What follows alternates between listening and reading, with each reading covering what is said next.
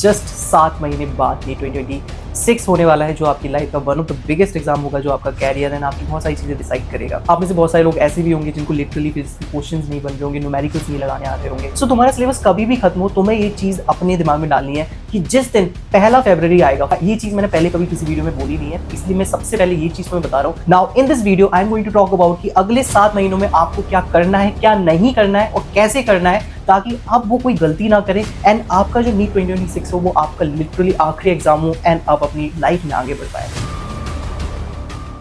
आप में से बहुत सारे लोग लगता होगा कि अभी तो हमने 11 स्टार्ट किया था, अभी तो जस्ट हमने बहुत सारे लोगों का नीट 2025 बिगड़ते हुए देखा है, लेकिन अब उस बात को बहुत ज़्यादा महीने गुजर चुके हैं एंड अब हम नीट 2026 के बहुत ज़्यादा करीब आ गए हैं एंड दैट इज़ जस्ट 7 महीने बाद नीट 2026 होने वाला है। तो एक बहुत बड़ा सवाल यहाँ पर ये आता है, क्या हमारे पास सच में अभी एक इनफ टाइम है कि हम बहुत अच्छे से जो भी हमारा सिलेबस चल रहा है उसको सही तरीके से करके, सही तरीके से अपने आप को मेंटली, अपने आप को नॉलेजेबल, हम उतने एक्यूरेट, हम हमारी उतनी अच्छी स्पीड, हमारी उतनी अच्छी नॉलेज हो सके कि हम अपना नीट 2026 बहुत अच्छा कर सकें, अपनी ड्रीम कॉलेज जा सकें। और वो चीज़ कैसे होगी, एंड अभी आई नो कि आपकी जो सिचुएशन है वो आसान नहीं है, बिकॉज सच में बताऊं, ये जो टाइम होता है ना सितंबर अक्टूबर नवंबर वाला, जहाँ पे कोचिंग्स वगैरह भी बहुत तेजी से स्टूडेंट्स को पढ़ाए जा रहे होती हैं, वो अपना बस सिलेबस कंप्लीट कराने में लगी होती हैं, उनको लिटरली फर्क नहीं पड़ता कि बच्चे को समझ आ रहा है नहीं आ रहा, बच्चे का बैकलॉग है, बच्चा को लिटरली वो क्वेश्चन लगा भी पा रहा है कि नहीं लगा पा रहा है, दे जस्ट लाइक कि हाँ सिलेबस कंप्लीट करना है। आप में से बहुत सारे लोग ऐसे भी होंगे जिनको लिटरली फिजिक्स के क्वेश्चन नहीं बन रहे होंगे, न्यूमेरिकल्स नहीं लगाने आ रहे होंगे, एंड सारी चीज़ों की वजह से हमें डर लगने लगता है नीट से, जो नीट आने वाला है उससे डर लगने लगता है, हमारे सिलेबस से हमें डर लगने लगता है एंड हम कहीं ना कहीं खोए हुए से पाए जाते हैं, हम लॉस्ट हो जाते हैं। सो मेरा तुमसे बस एक ही चीज कहना है कि अभी तक जो भी हुआ, जैसा भी हुआ, अच्छा बुरा, उस चीज को पीछे छोड़ने का वक्त आ गया है।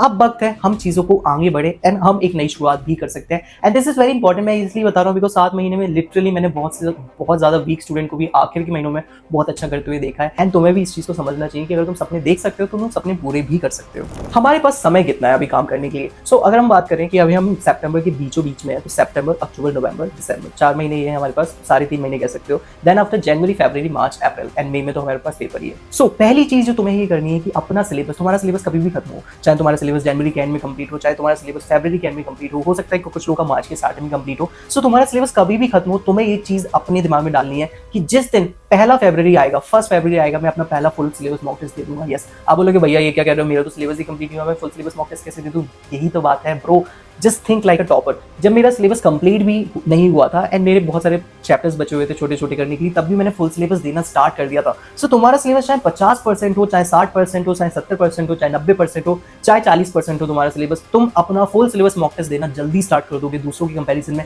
इससे क्या होगा, तुम्हारा कॉन्फिडेंस बूस्ट होगा। इससे क्या होगा, जब तुम दोबारा वो सब्जेक्ट्स है, वो चैप्टर्स पढ़ोगे तो तुम्हें ज्यादा आइडिया लगेगा, तुम्हें पता चलेगा कि हाँ इस टाइप का क्वेश्चन आता है, इस टाइप के क्वेश्चन आते हैं, इस टाइप का क्वेश्चन मैंने फुल सिलेबस में देखा हुआ था। सो तुम्हें ज्यादा अच्छा लगेगा, तुम जल्दी तरीके से रिवाइज कर पाओगे, ज्यादा क्वेश्चन प्रैक्टिस कर पाओगे, तुम्हें ज्यादा रिवीजन का, क्वेश्चन प्रैक्टिस का, मॉक टेस्ट का टाइम मिलेगा and this is my one of the first very important technique जो मैं तुम्हें शेयर कर रहा हूं। ये चीज मैंने पहले कभी किसी वीडियो में बोली नहीं है, इसलिए मैं सबसे पहले ये चीज तुम्हें बता रहा हूं कि जितनी जल्दी हो सके तुम्हें फुल सिलेबस मॉक टेस्ट देना स्टार्ट करना है, भले कैसे भी हो। नाउ दूसरी चीज ये है कि अभी बहुत सारी चीजें चल रही होंगी, तुम्हारा करंट चल रहा होगा, तुम्हारा बैकलॉग चल रहा होगा, तुम लो कॉन्फिडेंस हो सकते हो, फैमिली में इश्यूज हो सकते हैं, आई नो प्रैक्टिकल चीजें, सोशल बहुत सारी चीजें हो सकती है, क्लास में कोई पंगा चल रहा हो, तो बहुत सारी चीजें हो सकती है, तुम्हारा पास, तुम्हारा फ्यूचर को लेकर तुम परेशान हो, सो मेनी चीजें एक साथ चल सकती हैं। So the very first thing is that mind को तुम्हें सिस्टमैटिक बनाना है। यस, देखो जब तुम पढ़ाई कर रहे हो, जब सपोज दैट कोई बंदा है जिसका बहुत ज्यादा बैकलॉग 11th का, तो अगर सपोज दैट वो 12th की क्लास में बैठा हुआ है एंड 12th के जो टीचर है वो उसे कुछ पढ़ाने की कोशिश कर रहे हैं, तो अगर वो ये सोच रहा है कि नहीं मेरा तो 11th का बहुत वीक है, मैं 11th का इतना सारा बैकलॉग है,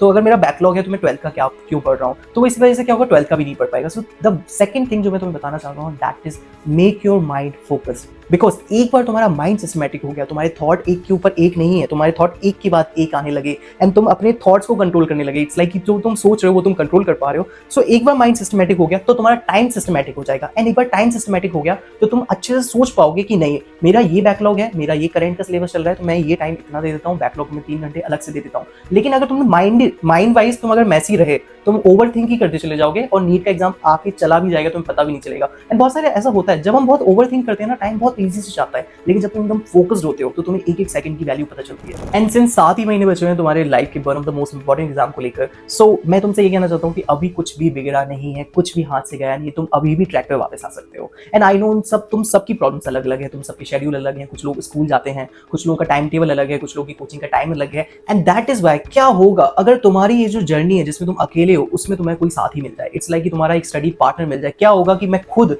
तुम्हारे लिए तुम्हारा एक पर्सनल प्लान बना के दूं। क्या होगा कि तुम्हारे साथ एम्स का कोई टॉपर, एम्स का कोई ऑल इंडिया रैंक 1, नीट का कोई ऑल इंडिया रैंक 1 तुम्हें गाइड कर रहा है, तुमसे बात कर रहा है। लिटरली तुम्हारे सिर्फ एक कॉल लगाने पे मैं या फिर एम्स का कोई भी टॉपर तुमसे बात करने के लिए रेडी हो। एंड तुम्हारा कोई भी प्रॉब्लम हो, चाहे वो तुम्हारा एकेडमिक प्रॉब्लम हो, नॉन एकेडमिक प्रॉब्लम हो, तुम किसी चीज को लेकर परेशान हो, कोई चीज तुम्हें बहुत ज्यादा परेशान कर रही है, तुम वो सब कुछ शेयर कर पाओ हमसे। सो या this is one of the biggest announcement on this channel, and मैं पहली बार ये चीज अनाउंस कर रहा हूँ on this very video, and that is I am launching my first mentorship program for you all, for my own audience, जिसमें मैं खुद डायरेक्टली इन्वॉल्व हूं एंड मेरे साथ एम्स के टॉपर्स भी इन्वॉल्व हैं, जैसे Divyansh all India rank 1 2024 and और भी 2024 एंड इवन 2025 के जो टॉपर्स हैं वो भी इसमें इन्वॉल्व हैं। तो सबसे पहले क्या होगा, जब आप इस मेंटरशिप प्रोग्राम में एनरोल करोगे तो हम आपका पूरा रोड मैप बनाएंगे, स्पेशली मैं। सो जैसे ही आप एनरोल करोगे you can just go in the comment section and description में मैंने लिंक दिया हुआ है वेबसाइट का, एंड वहां से आप इस कोर्स में एनरोल कर सकते हो। एंड जैसे ही आप एनरोल करोगे मैं आपको डायरेक्टली कॉल लगाऊंगा एंड हम बैठ के डिस्कस करेंगे कि हम किस तरीके से पूरा रोड मैप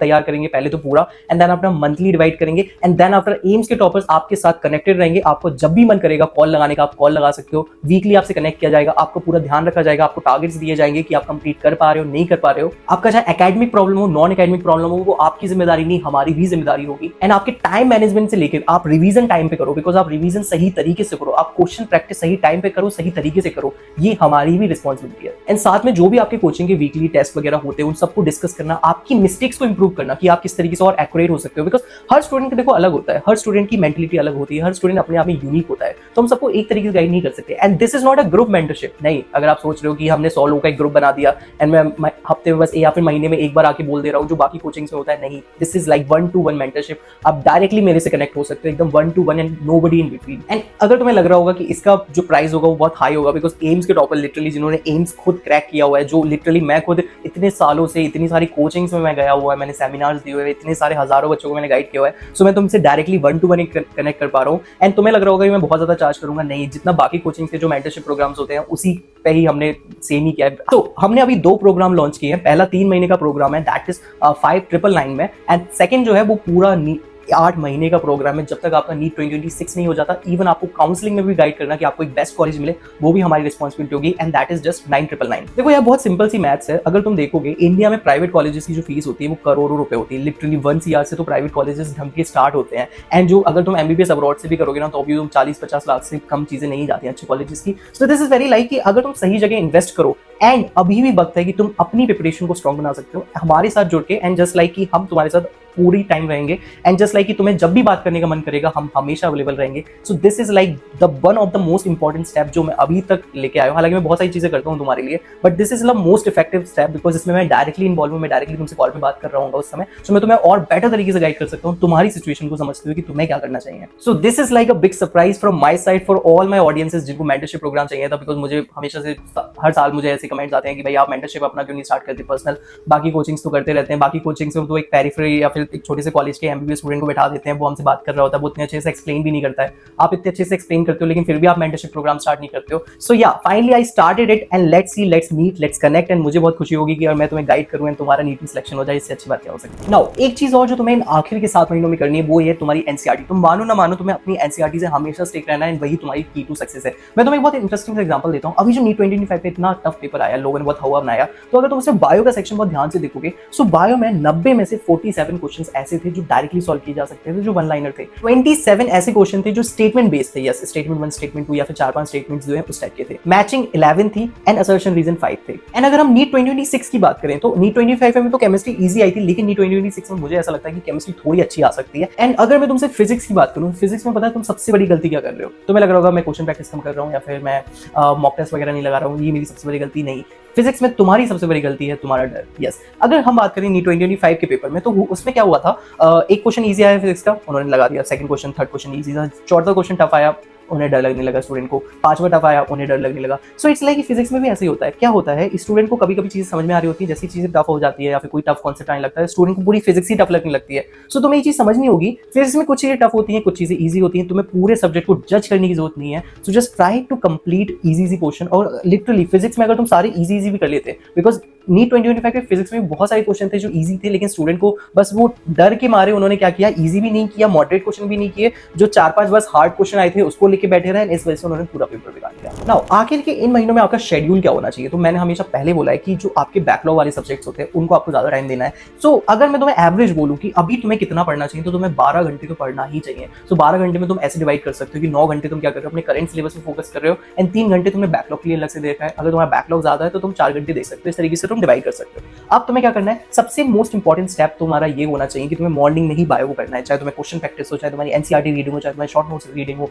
चाहे वन शॉट देखना हो, तुम्हें जो कुछ भी बायो का करना है तुम सिर्फ मॉर्निंग में करो पूरा दिन, चाहे वो आफ्टरनून हो, इवनिंग हो, नाइट हो, तुम्हें सिर्फ और सिर्फ फिजिक्स केमिस्ट्री पे ध्यान देना है। क्यों? क्योंकि देखो जो बायो होती है, जो इजी होती है वो तुम इजीली कर सकते हो। फिजिक्स केमिस्ट्री में तुम्हें क्वेश्चन प्रैक्टिस भी करना है, उनके कॉन्सेप्ट भी समझना मुश्किल है, उनका वन शॉट लिटरली 1 घंटे का वन शॉट देखने में 2 घंटे लग जाते हैं, वी ऑल नो दैट। सो इस तरीके से अपने पूरे दिन को सिस्टमेटाइज करना है, अपने माइंड को सिस्टमेटाइज करना है एंड आगे बढ़ना है। एंड कभी भी ये नहीं भूलना है, जो एक बहुत अच्छी हैबिट होती है देखा जाए, रात को सोने से पहले तुम्हें एक टू डू लिस्ट बनानी है कि तुम्हें अगले दिन क्या क्या करना है वो तुम्हें पता होना चाहिए। तो जब तुम ये छोटी छोटी चीजों का ध्यान रखोगे इन आने वाले 7 महीनों में, तब जाके तुम्हें धीरे धीरे वो चेंज, वो बदलाव फील होगा। एंड लास्ट में मैं तुमसे बस ये कहना चाहता हूँ, एकदम डायरेक्टली कहना चाहता हूँ, तुमने बहुत मेहनत की, तुम 11 से मेहनत कर रहे हो, तुमने लिटरली अपनी लाइफ का बहुत ही पीक टाइम तुमने नीट को दिया है, एंड तुम एक्सपेक्ट करते हो कि नीट में तुम्हारा हो। So this is very important कि तुम ज्यादा एक्सपेक्ट मत करो खुद से। जो हो चुका है वो हो चुका है, अब आगे बढ़ने वाली बात है, एंड तुम आगे बढ़ सकते हो। एंड अगर तुम मुझसे डायरेक्टली कनेक्ट होना चाहते हो, एम्स के टॉपर से डायरेक्टली कनेक्ट होना चाहते हो, just add your phone call, we will be available for you. And अब तुम्हारा बहुत सिस्टमैटिक चीजों का ध्यान रखेंगे, बिकॉज